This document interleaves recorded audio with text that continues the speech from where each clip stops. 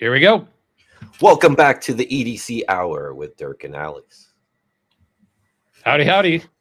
I just wanted to jump in on that one. So I like today, it. yeah, man, I'm gonna get into it today. I am just gonna go for it. I just wish I had the soundboard with the fart sounds, but not today. But I will bring it out at some point. All right, not a problem. Stacy, thanks for listening. Hope you feel better. Ditto. Will, what is going on, man? Now, Will is one of my watch friends who was here in Napa for an event the other day, who also is a knife guy because he's loaned me a bunch of stuff, and a video of his knives is coming out tomorrow morning on Beautiful, beautiful, So, because he he came to the lives right local, episode. so I gotta love the local folks. We had a great time meeting up last Saturday. I think there was like 10 of us. 4 or 5 were local, and a few people flew in. So that was super fun. Very cool. Got What's to talk up, knives, EDC, got for to talk fun? watches, got to drink some wine. Everybody Nice. else, I don't drink, but everybody else enjoyed it. So that was a good time.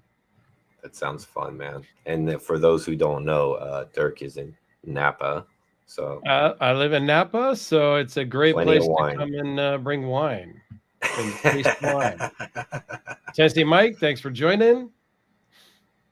All right. So tonight we are going to talk about why I think watches and knives go so well together, like peas and carrots.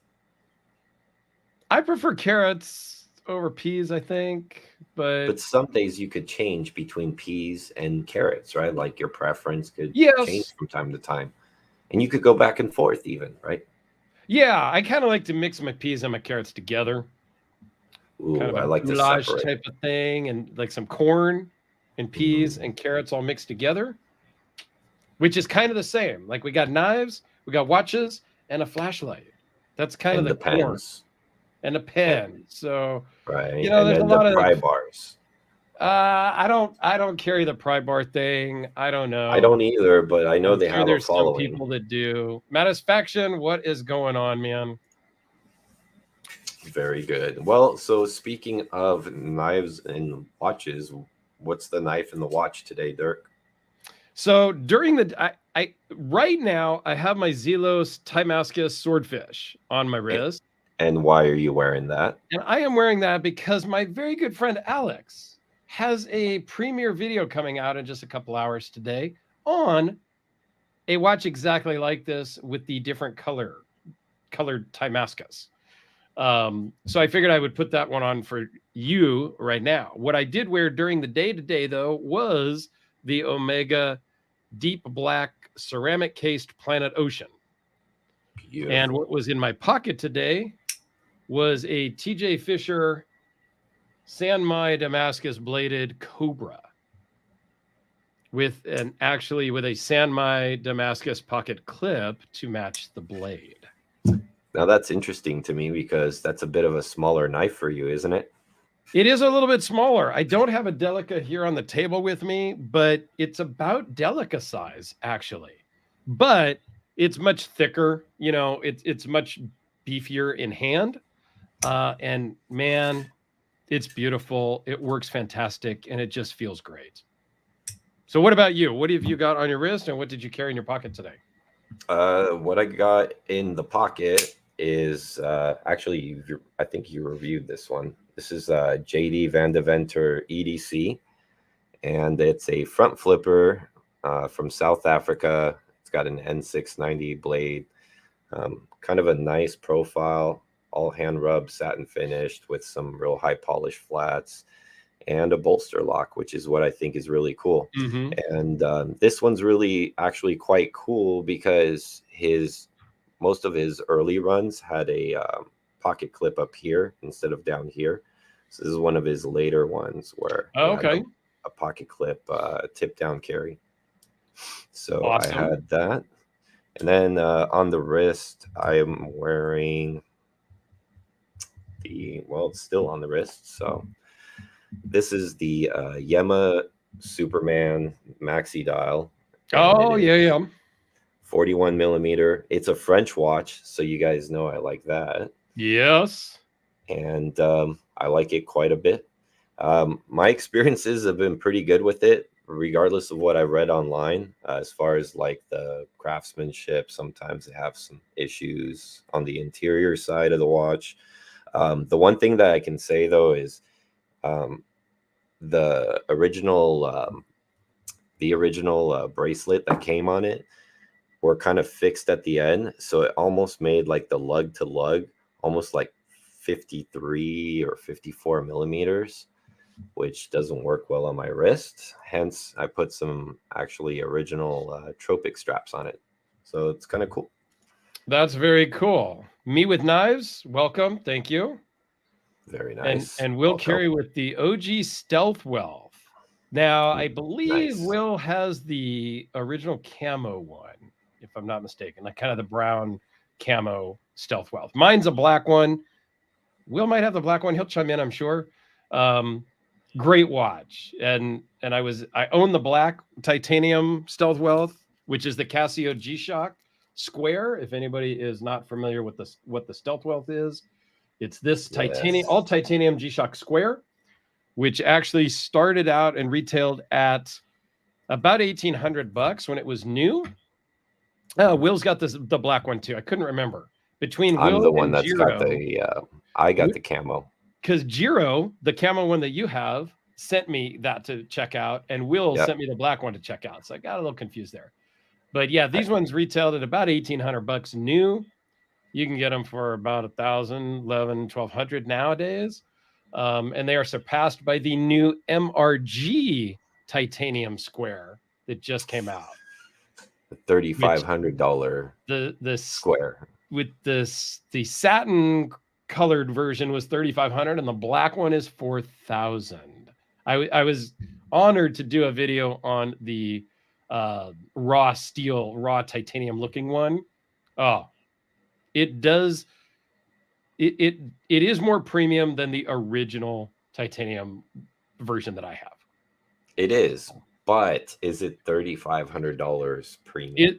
Is it twice as much, literally, of the original versions? It is for the hardcore Casio G-Shock collectors. It is. But is it because the price tag exists already there, or is it because it's double the watch? It's because the price tag is already there. And so for crazy collectors, we would pay it and not really think twice. But it's not double the watch. It's just not double the watch. Jivan, what's up, man? It's a great watch. And if somebody is looking for it, the one I actually videoed, the original owner or the real owner, because I saw it before he did, actually has it for sale now. If anybody is interested, let me know. And it's way below 3,500. We'll just put it out. Oh yeah. Yes, he's gonna sell it for I think about 27. See, now that makes it much more interesting at that price point, right? At $2,700, if I didn't already have the black one here, I would probably get it. If I didn't already have a titanium square for $2,700 ish, I'd probably get it. See, that's my point. I think it's $1,000 better, but not double. And Mattisfaction, his watch was $19 with free shipping on Amazon, and he has a Casio calculator watch. I saw the comment up above. I just didn't highlight it real quick, but yeah, dude. Casio. The Casio calculator watch, the Casio world timers that Alex has, my 2 world timers. Those are fantastic watches, and I highly recommend those to anybody that is kind of getting into watches or wants to get into watches. Those are great options. And you can customize them. You can make them your own. You can have fun with them. That's what I love about those kind of Casios. I did a couple videos on that. And if you take it apart to mod it and you screw it up, you just go click on Amazon and you buy another one for $25 and you call it a day. Yep. I broke 3 to figure it out. I mean, for a $25 watch, you can't go wrong if you break it. You just buy another one on Amazon. EDC for Fun is wearing his world timer right now, which is awesome. Here's another one. Is that the metal one or the resin one? EDC for fun. That's the resin one right there. I prefer the metal one personally. I didn't wear my resin one that often, but I bought it because I could have them both. But I think you'll wear it more now. I will wear it more now because it's got a different strap and it looks cooler. Wait till you see how comfortable these straps are. These are Barton Elite straps. You're gonna be like, wow. He's And wearing the include resin both. with the gold bracelet. That's awesome. Or with the gold bezel. I've seen them. Nice. What's cool is they came out with so many different options of that. And if you want to go crazy because you love the world timer, I know a guy who found a guy that will make a case in Damasteel. Yes. Just saying. I mean, you can build, what would we call it? The ultimate Casio Royale, maybe? I don't know. Maybe there must be a video on that about that on YouTube somewhere. And if there can't be one found, then here it is. Dude, that is the craziest case. Yes. So this is the ultimate Casio Royale project that I did. And it's also got the Damasteel tongue and buckle because, you know, you got to do it all the way if you're going to do it. Yeah, and, with sapphire I did crystal and everything. Yeah, this thing's fantastic. Really. Oh, yeah, that's right. And it's sapphire crystal, too. It's not plastic like the original. That's just awesome. Yeah, shark skin straps. This thing is pretty cool. So if you want to go crazy modding watches, like a lot of people mod knives, right? And we're going to talk about that a little bit. Will Carey has a PM2 in S45 that he loaned in. Yes. And he wants to mod it. He's going to talk to us and whatnot. Now I think he commented and sent me a message that maybe he'll just leave it here. He'll fund the modding project. I'll do it and then send it to him when he's done. But a lot of people are modding watches also. Yep. Alex went deep down the rabbit hole for that. I don't mod anything. I mod my cars, which is really strange that I don't mod knives because none of my cars are stock ever. Any car I've ever owned, I've done something to it. I've lowered it. I've lifted it. I've done exhaust on it. Like, you know, all the normal stuff. Some a little bit more extreme than others. But my knives, I just use them or not use them. I carry them. I collect them. You know, they get used a little bit, but I don't know. It's a weird thing. Yep. Well, I think they go well together. You know, I think the two most essential because you, like you said, you got the pen, you got the pry bar, you got the watch, you got the knife, and then, you know, some people like even have like, you know, belts with like pouches and crap. I don't know, you know, or there's people that even carry like 3 or 4 knives at a time. I'm a one knife at a time guy because I think if you get caught, you know, or pulled over or whatever, and you have a knife in your pocket, it's not a big deal. If you have 3, it's kind of weird. Agreed. So I always carry just one knife. That's one of the few reasons. And I always kind of plan out where I think I'm going that day. And, you know, if like on a Sunday where it's church and it's family day, you know, like a little small pocket knife will do just fine, right? Like I'm going to cut a few little fruits and things and packages for my kid. And then I'm going to take a picture with my watch and my knife for Instagram. And, right. You know, so that's a good knife for today. So I kind of do it that way. So Will, him and I were talking at our event last week. I love this watch, but the brown leather strap just doesn't really go with it. And it came with a black Tropic strap also, which really doesn't go with it. I mean, the black looks maybe a little bit better, but yeah, I have thought about doing a completely custom Stingray strap and having the same guy that made your Damascus buckle make me a Damascus pin and buckle to go with it. Yeah, that's SN Metalworks, I think. Yeah, right? SNMF Metal or whatever his name is on Instagram. Now, it just starts to add up. Those buckles are in the 500 range for a pin and a buckle. Yep. And then for a Stingray strap, another couple $100. So you know, you're 5, 6, 7, call it $800 for a strap and a buckle to go on the $1,500 watch. I'm not opposed to it. I just haven't done it. There's a couple of Omega like watches I'm looking at, which is maybe a good segue into Omega and a little phenomenon that happened here the last 5 days. Oh my God. So I'm not ready to pull the trigger on custom buckles and straps just yet, but it's gonna happen. It will happen for sure. A therapeutic edge, get out. Oh my God, we've got royalty. What up, Pete? We got royalty in the house. We got some wow. Yeah, we got a heavy hitter here. What's All up? Right, we better clean up our act now that we actually have legit YouTube people watching us now. So I'm a little intimidated now. But so for those of you that don't know, oh my God, and women carry knives. We got both of them. I'm not even sure what to do. What's now. up, y'all? Really, I got to put my game face on now. Got to stand up to those guys. So obviously I'm an Omega fan. I have 3 Omegas right now.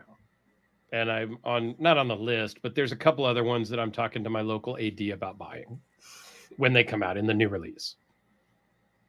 And Omega is owned by Swatch Group, which also owns Tissot, Longines, and 5 or 6 other watch companies that you probably didn't even know that they owned. I didn't even know that they had that big of a group. Yeah, so it's almost Swatch, like a Swiss watch monopoly. You know? Yeah, it's kind of a Swiss monopoly, right? Yeah. So Swatch and Omega got together and collaborated on the Moon Swatch. Yes. It's basically an Omega Speedmaster made by Swatch in Swatch bioceramic, they call it. And we're not going to get into all the details, but I thought it was really interesting that the photos got leaked on Wednesday. They went live for sale in boutiques on Saturday morning at around 10 o'clock, whenever local time that the stores opened at select boutiques across the world. Dude, it was nuts. Thousands of people showed up at every store. There was riots. They closed down stores. There was stabbings. There was arrests. There was such chaos over a $260 watch. I was going to go to San Francisco and try to get one. But on Friday afternoon, when I saw what was happening like in Australia and some of these other countries where they had already started the lines and stuff, and I had a spotter that lives in San Francisco to do a drive-by, and there was already hundreds of people in line, I knew I wasn't going to get one. Yeah. I mean, you know, it's crazy though. Like so I think it's genius that what they're doing with this project. And, you know, it's like you've seen like already like hundreds of YouTube videos on this watch already. And it's crazy. And you know, you get both sides. You get the guys that are like pissed off. They're like, well, you've just cheapened the Omega brand name. Now anybody can own a Speedmaster, you know, at like a fraction of the price, but it's not a Speedmaster.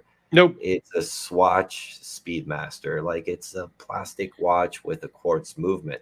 And then I found another guy that I actually kind of like him, this Irish guy or whatever, talking about watches. And he's like, you know, like now the funniest thing is it's going to hold time even better than, you know, my legit Speedmaster, which is true, but that's not why you buy a high-end automatic watch. It's like buying a classic car, right?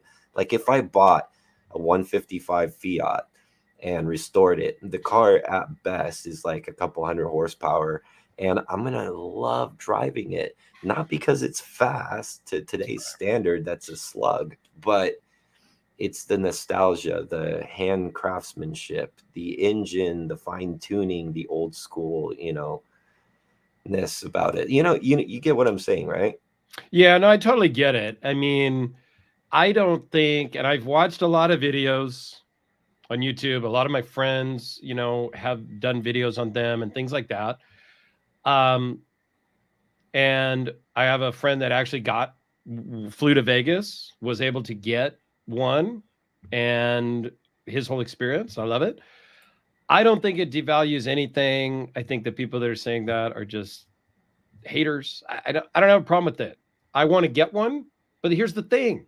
I'm not rushing to eBay to spend $4,000. Yes, $4,000 on a plastic Swatch/Omega watch that Swatch and Omega have already come out and said are going to be available online at the Swatch store shortly, whatever that means. I've Right. heard Monday, and I've heard April 22nd, and I've heard in a few weeks or a few months. Don't know, but they're going to be available online for $260.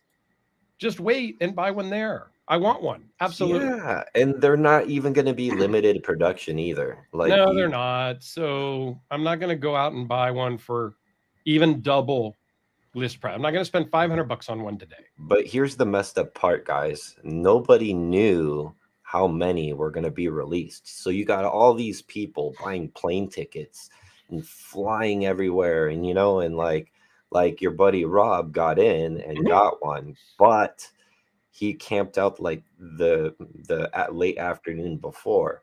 Yeah, and he was one of what first 34 people in line. He was number 36 in line. That's right. And he waited in line and camped out overnight for 17 hours before they opened.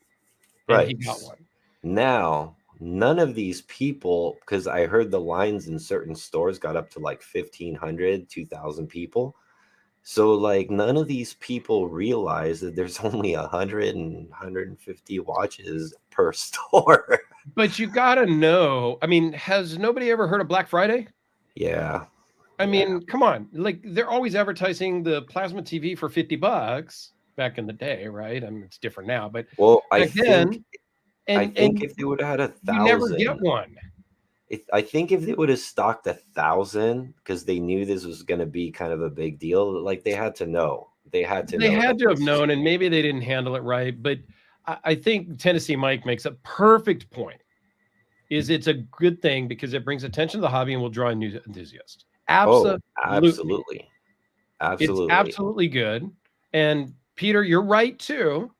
I'm not going to be first. I don't have my video out as being one of the first guys to have it.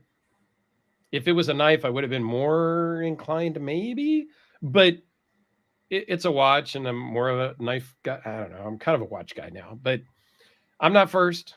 And yes, they need to sell the case also, which they should offer now. They should offer the case now and encourage people to buy one a month or whatever, right? For $260. Most people could afford to buy one every other month, let's say. Yep. And then you have the whole collection of 11, kind of where I would like to go. That would be really cool. The thing is like there's probably 3 of those, maybe 4 that I would wear. Yeah. The 11. And Scott, great point. I think it draws people in. They like that plasticky watch. They go to an Omega dealer and they see the ones in steel. I don't even know what we're going to call the original Speedy. I don't even know. It's Speedy, kind of a gray area now, right? Because they're both real watches. But it's a Swatch. It's not like an Omega. Exactly. And it's not it's not going to hurt the brand because if you're a watch guy or if you're somebody who's got Omegas that you're buying Omegas, you're going to understand the difference between the two, and it's not going to sway you from not buying the real Speedmaster if that's what you really want.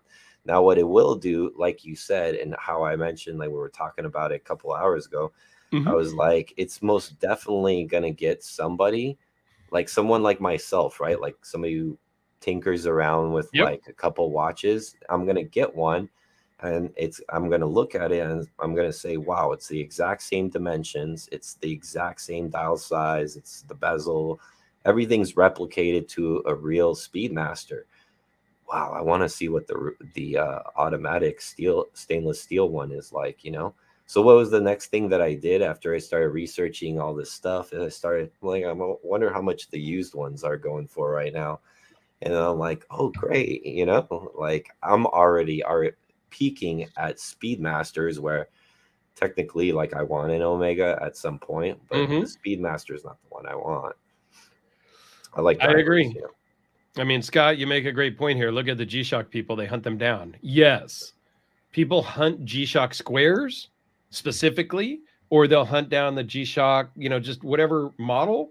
They're really into this model and they get a bunch of them and they look back in the 80s and they're buying used ones because they're not available today. Yeah.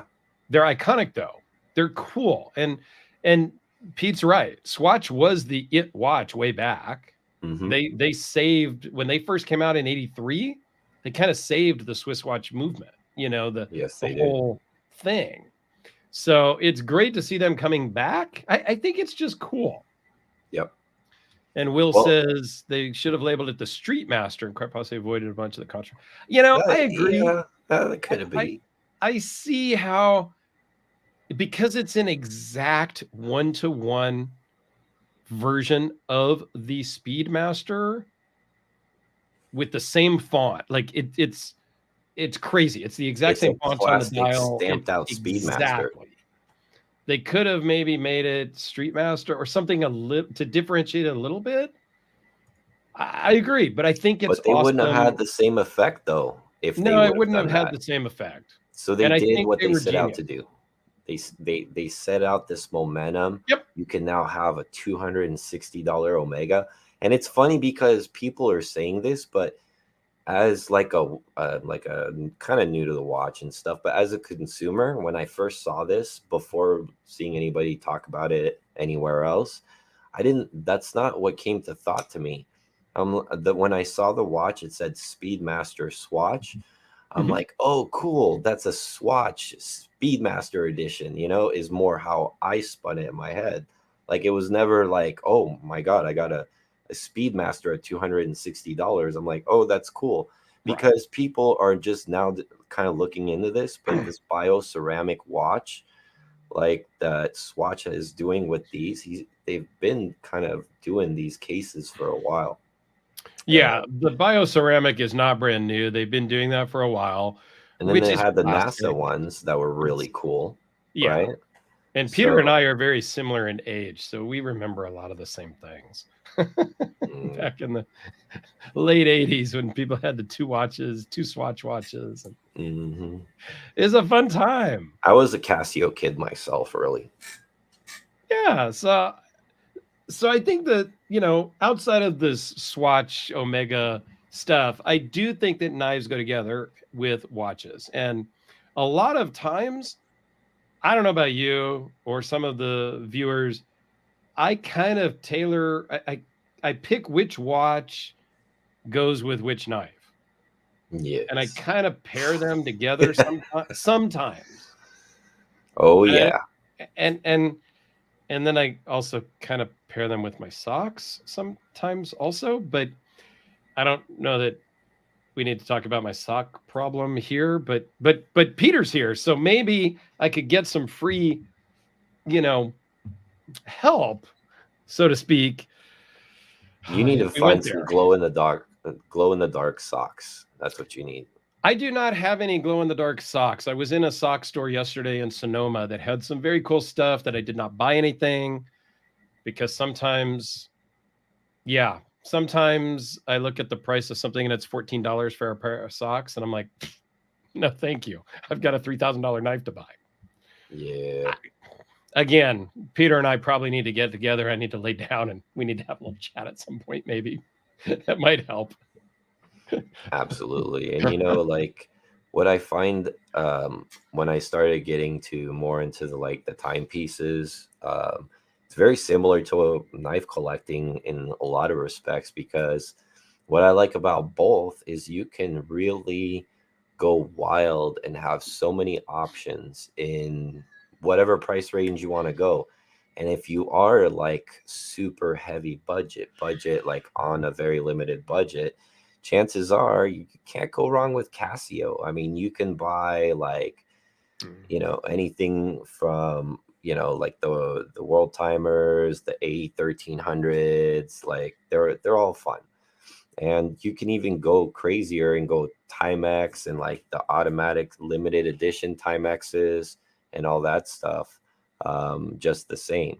So yeah, there you can, just like a Civivi or like perhaps a Kershaw knife, and you have your limited edition Kershaw and you have your limited edition sort of stuff on that realm as well.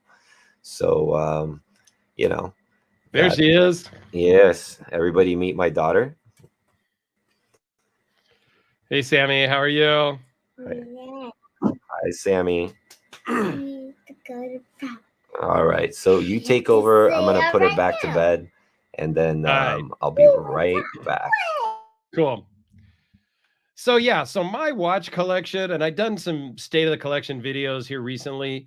My watch collection is very similar to my knife collection in the fact that it is across the board. Like I recently did a whole knife collection video, and with the exception of like 4 or 5 knives that were loaned out, I had 60 knives, and they were all the way from like $20 honey badger to the way more expensive handmade custom Kingfisher Battle, my most expensive knife, which is around that 10,000-ish range, let's say. So my watch collection is very similar. I have the Casio world timers that Alex showed earlier. The resin one is like 19 bucks, all the way up to, the $1,500 Zelos, the, Rolex Air King, which I got a deal on, but is trending now, at 12 or 15,000. The Planet Ocean, and that 10,000. So my watches are kind of across the board, just like my knives, which is just how I kind of roll in my collecting stuff. Same with my socks. I've got some socks that are really cheap, and I've got some socks that are like 14 bucks a pair. I'm like, damn. Usually the $14 ones are people that I get as gifts. Yeah, I'm going to try to stand alone, Pete. It's going to be tough here. Yeah, it's tough. And then Tennessee Mike talks about about micros. So yeah, you can get into micro brands, which, Zelos, I think, is a micro brand. I don't know. I guess that's a good topic too at some point. When does a micro brand become not a micro brand? I don't know. What do you call it? A mainstream brand? I don't know. Oh, pagers, dude. Yeah, we're going way back now, man. I had pager way back when the pager only beeped. It didn't even have the numbers on it. It just beeped. And then I worked my way up, and I had a nationwide pager, a sky pager for my company. That kind of sucked because it was on the bottom of every single person's business card. I can't hear you, Alex. So I don't know what he's trying to say. I'm back. There we go. Okay. And then Tennessee Mike, yeah, yours is kind of similar to mine. $30 to $3,000 in watches. And then you could write like boobs upside down on the pagers. Oh, remember that? Yep. Yep. And then there was codes like 911, 311. And the suitcase phone, it was the bag phone for me, was my very first phone. It was like a man purse or a satchel, and had the cord that came out, and then you could take the guts out and hook it into like a base station in the trunk of the car. My dad had one of those car phones too. It had the phone that was built into the car. I mean, it was it was crazy times. Yep. And it was unheard of to ever think that you could literally look down at your watch and like talk to somebody like like a James Bond movie. The Dick Tracy movies and stuff. And yeah, it was Imagine. Edge was the first kid in high school that had a pager. We're going to leave it right there. I don't want to know why you had a pager in high school. Not even going to go there. We're going to move right along from that. But yeah, the briefcase phone, the bag phone, that was the good times. And then now, and all that phone did. So there's probably some young guys here, like Matisfaction's a younger guy. Some of these other guys might be young. They may not understand that back then, the briefcase phone, the suitcase phone, the bag phone, all it did was call somebody. That was it. and they charged you by the minute back then. And they didn't have great reception either. And it didn't have great reception. Okay. So today you got your phone and it has everything on it. Like you don't even need a computer anymore. That's not how it was back in the day. Yep. And same thing with car technology, computer technology. Yep. Yeah, Pete knows what's going on. The 3-watt bag phone, because there was no cell towers. It was about $1 a minute. That's true. Yep. Back then, I think I had a 170-minute plan or something like that.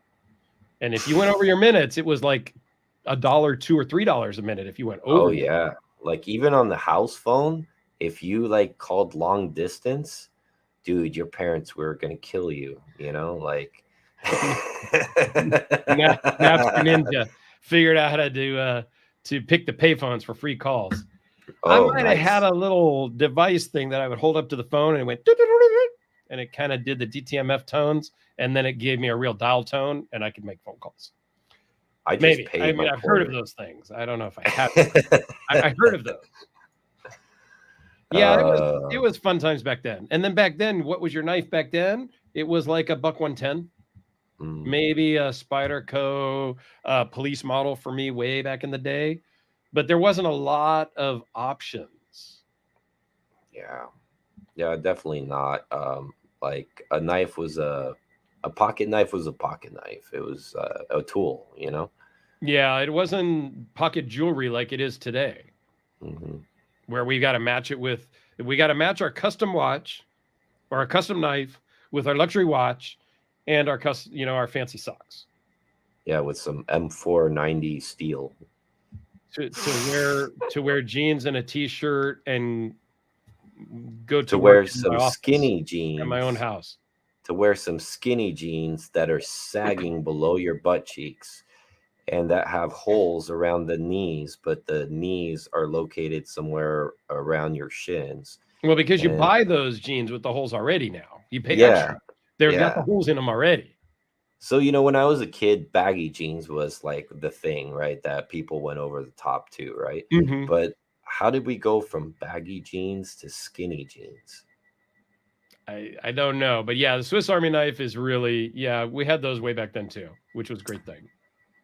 He must be a skinny jeans guy. Tennessee Mike? I doubt. No, I'm just kidding. He's a banker dude.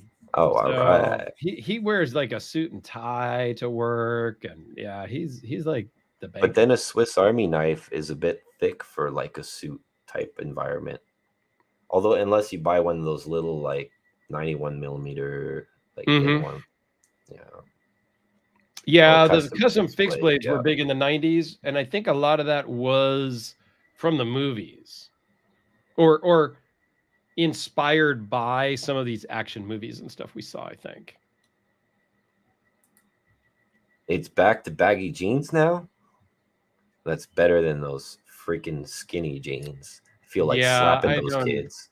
I don't keep up on the fashion stuff. What are we even talking about? I love this.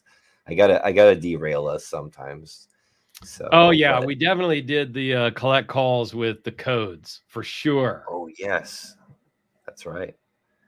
And it was funny when you would receive one too, because you get this operator who was always the same voice, and then it would say, "How was it?" I forgot how it went. It went like, "You're receiving a call from," and then it would cut off, and then you hear like whoever's voice it was, Alex. Yeah, would you like to accept? And then if so you want to be a dick, you could say no, right? And that was that. Oh, that's funny.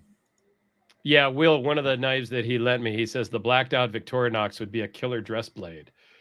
I didn't even know that was a thing. It's like the Onyx Black series of Victorinox, and it's a small little guy. I don't know all the details on it yet because I haven't done the video, but it's got the black scales. The frame is black. All the blades are black. I mean, that's cool, dude. Even like the little key ring thing, I believe, is black. It's crazy. Well, when I was collecting knives, and I remember in maybe I want to say around like the 2014, 2015 era, there's a Mhm. kind of a big group of guys that were taking a lot of those Victorinox and putting like modifying them with little Spyderco looking blades on them and like changing things out, stone washing them, changing the Uh-huh. tools out. So that was a pretty cool little market. I really wanted to get into that, but it was like a very select few that would do the really good ones. And they were Right. kind of like, you'd kind of have to catch them at the right time. But that was kind of a cool little fad. Kind of faded out. I think now I'm sure there's still people doing it. But I don't see them on the secondary market as much as I used to, is the only reason why I'm saying I think it's fading out. Agreed. But it was pretty cool. Yeah, this is a good comment. Napster Ninja says, calling to ask for someone rarely ever happens now. I'm sure that his kids, won't even know how to politely ask for someone over the phone. I think you're like, Yeah. nobody calls anybody anymore. Yeah. Like whether it's friends. I mean, Alex and I do talk on the phone, like verbally talk on the Yeah. phone from time to time, but a lot of what we do is in text. Um, Mhm. But even in business, right? I mean, I sit in front of a computer all day, every day. This particular computer, actually, like right here, this is where I normally sit. My normal webcam for Zoom calls, right? But a lot of time, it's really hard to get even some of my coworkers or some of my contractors or vendors to actually call me. They just want to Yeah. email, or I'll call them and leave them a message. And then, like 15 minutes later, they're emailing me saying, "Hey, I got your message, but I can't call you right now. What did you need?"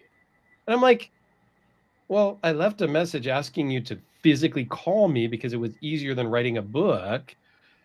I Right. We've lost something in society these days. Sometimes I you agree. just need to pick up the phone, call somebody, and explain what you do. I'm tired of going back and forth 20 emails deep and them still not understanding what I'm asking for or wanting them to do, or whatever the situation is.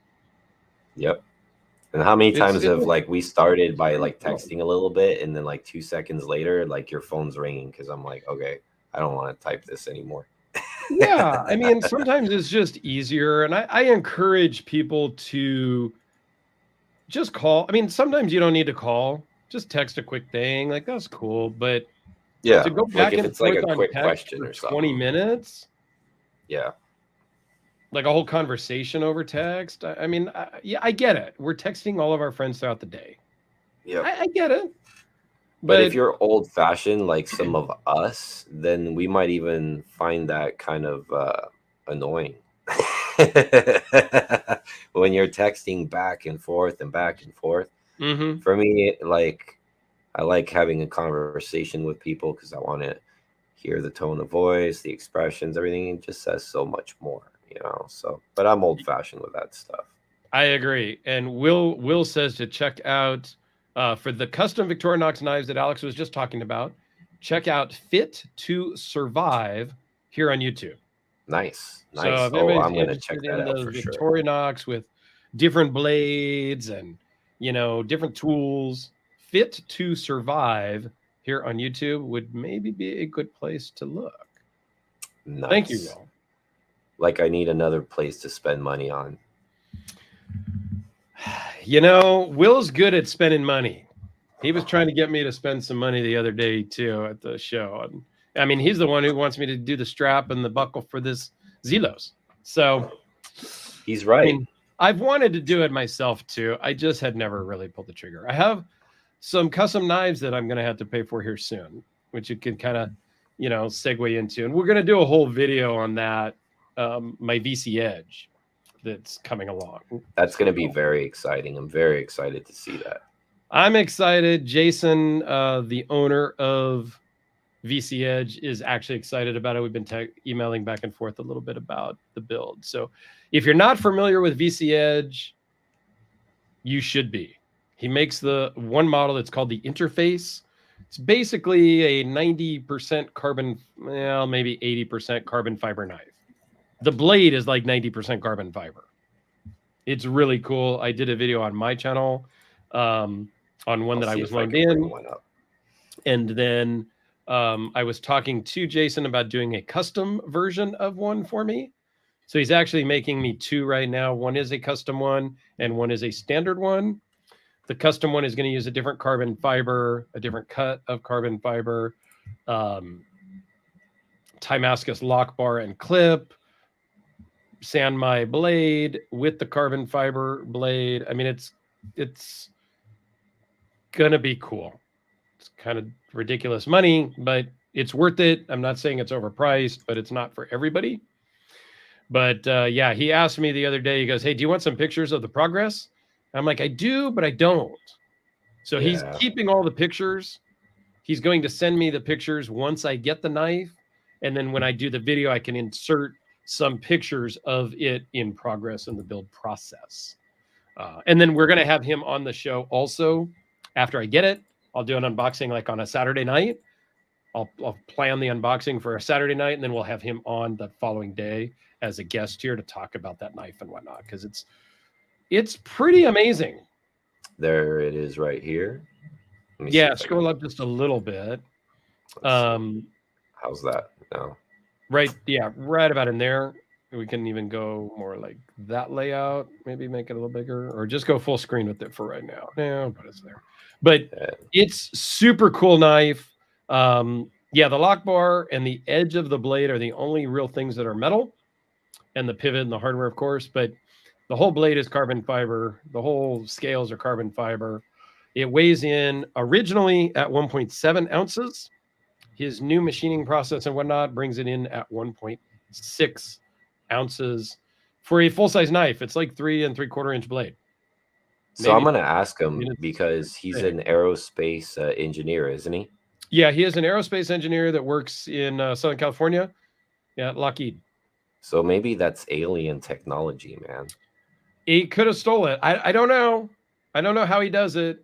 Actually, he does have his own YouTube channel, and he does do a video on how he marries the cutting edge, which it's typically M390, I think, with the carbon fiber.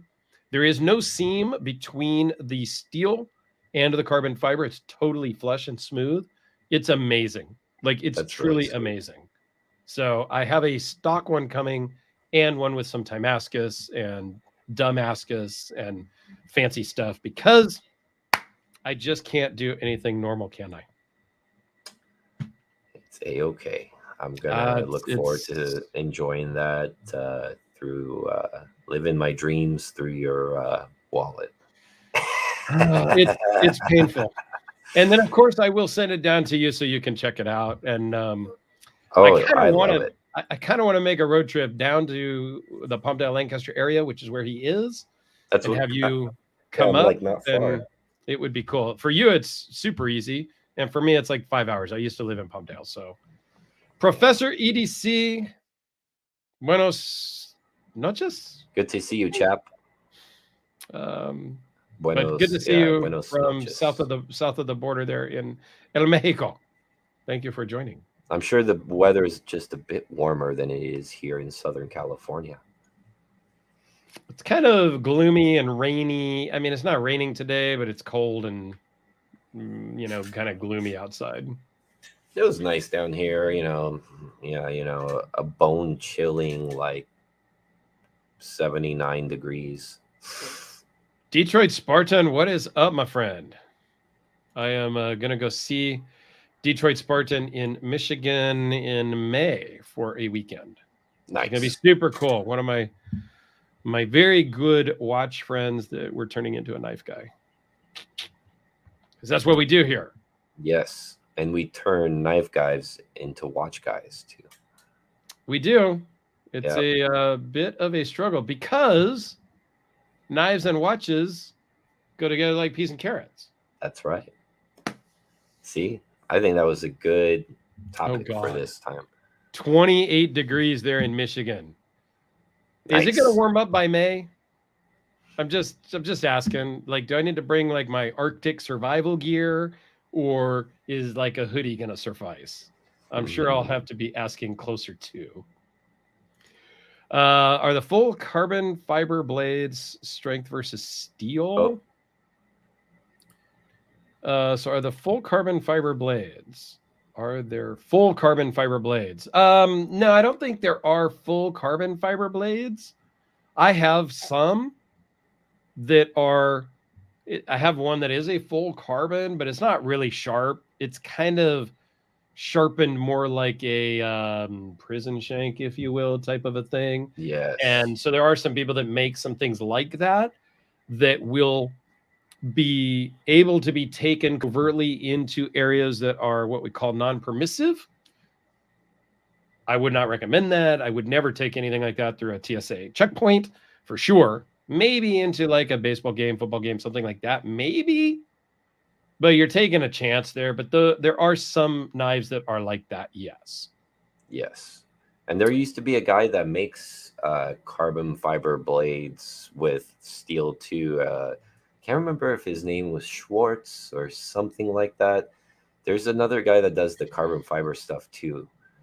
Not like VC Edge though. It's like, a little more primitive way of doing it. So I think what a therapeutic edge is saying here, I shall not be turned. I think he was talking about watches. So I think on the next box of knives that I ship down to him to borrow for his channel, I should include a watch or two. Just because. And so, yeah, it'll be either 60 or 80 in Michigan when I go. So great. I'll touch base the day before I leave to find out what the weather might look like and bring accordingly.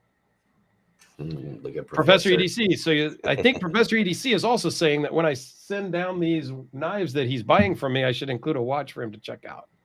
Got it. I think so too. I think I can help both you, Professor EDC, and Therapeutic Edge out. Because I sent him down my Sharknivko Ryu, Alex. Oh, to Therapeutic Edge. Yeah. He absolutely loves it. Yeah.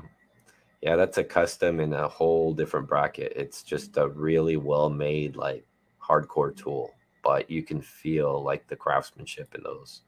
Yeah, and Detroit Spartan says that watches are addicting. They absolutely are, as are knives. I think all of us listening and watching right now here today that follow knives or watches on YouTube, collect any sort of thing, we are just have that kind of, I don't want to say addictive personality, but kind of an addictive personality where we kind of get into a hobby and we kind of just dive right in. I know Detroit has with watches for sure. He dove into the deep end of the pool, deep. I jumped into the deep end of the pool too in the knife world. And I've done that with other hobbies too. Back when I was doing triathlons and stuff, I kind of, I have a $10,000 race bike sitting in the other room. So, I mean, I kind of got hardcore into that too during the time. And that's a bicycle, not a motorcycle. It's a bicycle with pedals, right? So yeah, I kind of started getting into crazy stuff also. I think I just, kind of that addictive personality, so to speak. But I don't want to admit that, especially with a Therapeutic Edge on the line, because, you might have to report me or something. I don't know.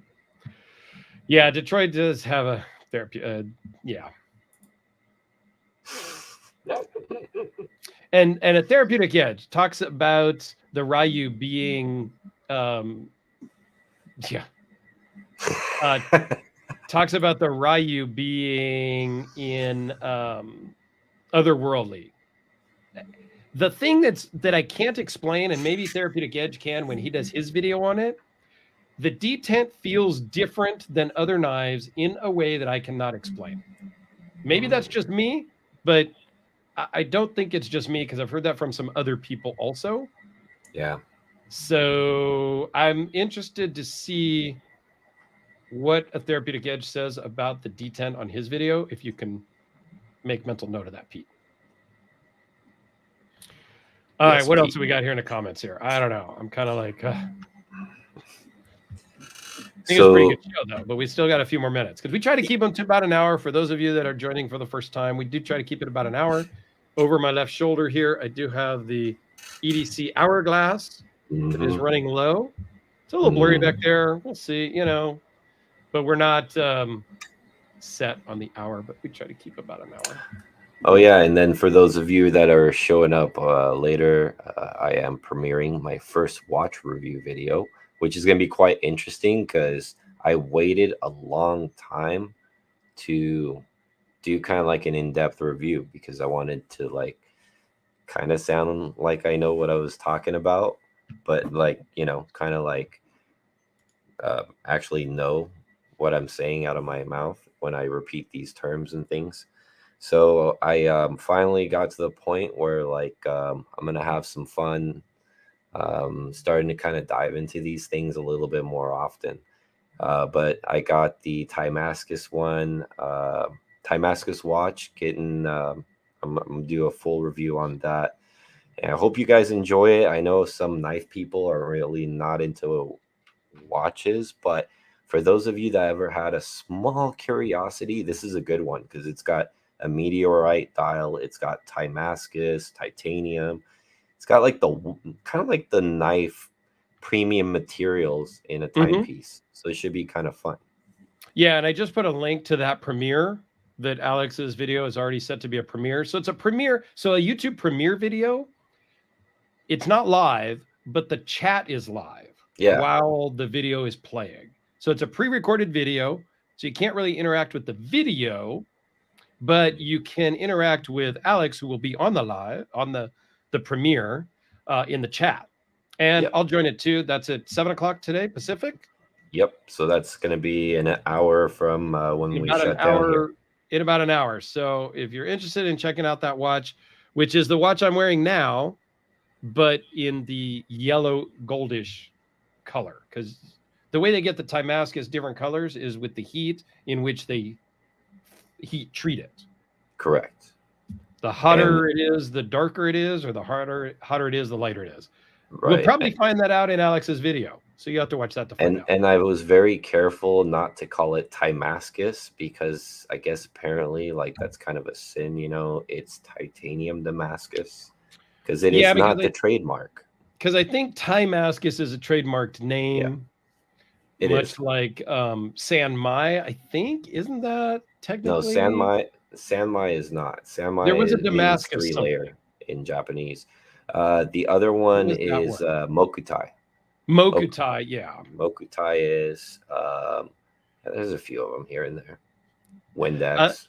I love kind of glancing at the comments, and Will and Detroit Spartan are also watch guys in our same like a Discord thing that we're in, another group, and they're over there talking about trying to navigate and negotiate some watch purchase thing or whatever. That's awesome. Nice.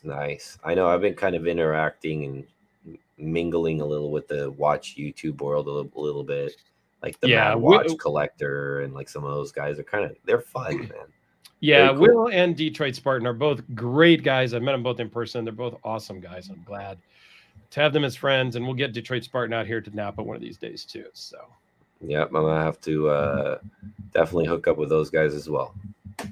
Well, when we do the next Napa type thing, we'll see if we can coordinate it over a weekend when you are going to do something. Yeah, man. In Peter and Christine's live earlier today, they talked about doing a meetup near their house in the San Ramon area, which is about an hour south of me, and it's maybe 6-7 hours north of you, Alex. So depending on timing, maybe come up for a weekend or come up on a Sunday and spend the night and go back home or something. I don't know. We'll see.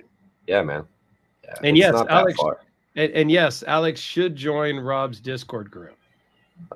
We should corrupt him like that. I'm actually going to reach out to Tennessee Mike to see if there's available slots because I have another local guy that is interested in joining. So, Tennessee Mike, I'll message you after the video, after the live. That sounds dangerous.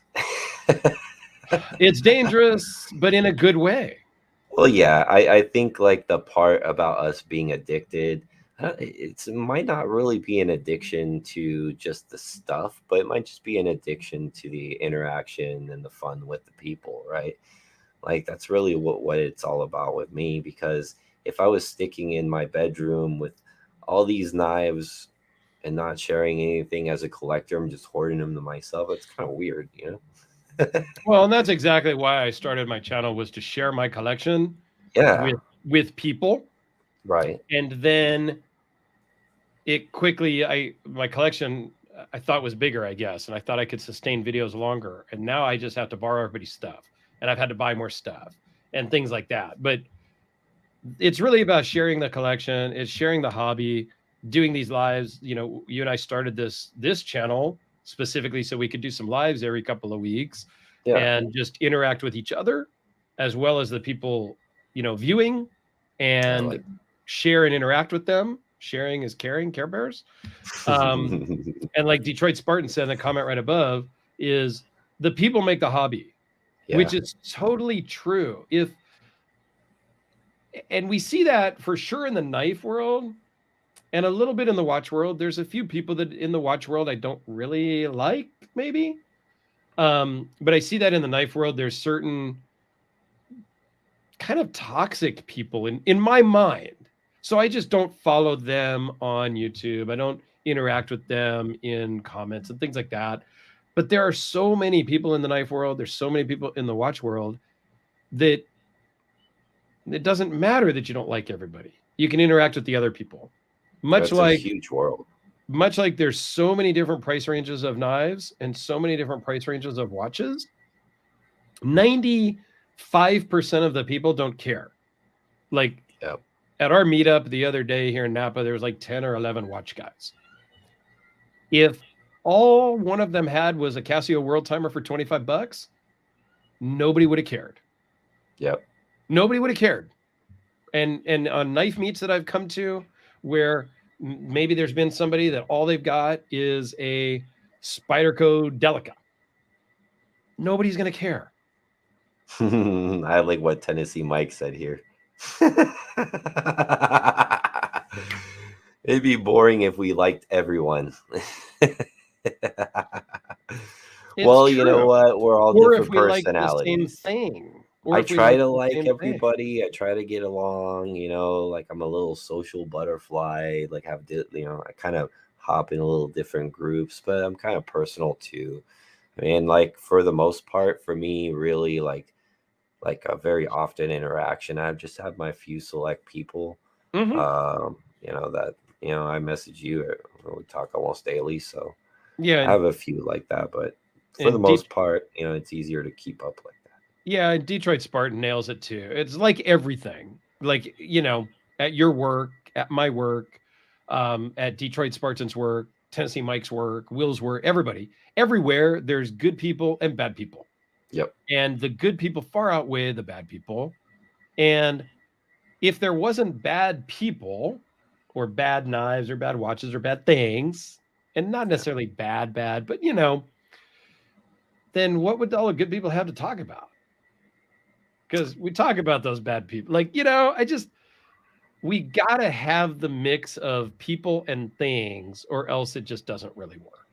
I agree. And that's, again, the same reason why I do my YouTube stuff. I don't post quite as often, but when I do, I just figure try to give it my best to whatever object it is at the time, you know, and I like to share them with people. So like the comments are great, you know, like people emailing me.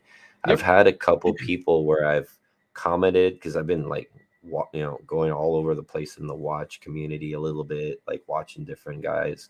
And a couple of them kind of watch my channel back and then send me a PM saying, oh man, you know, like I've been thinking about buying a knife. Like, what kind of knife do you think is good? And now we're talking about knives, you know. I'm like pulling them my direction now. That's what happened with Detroit Spartan. You know, I sent him a Benchmade Auto Adamas.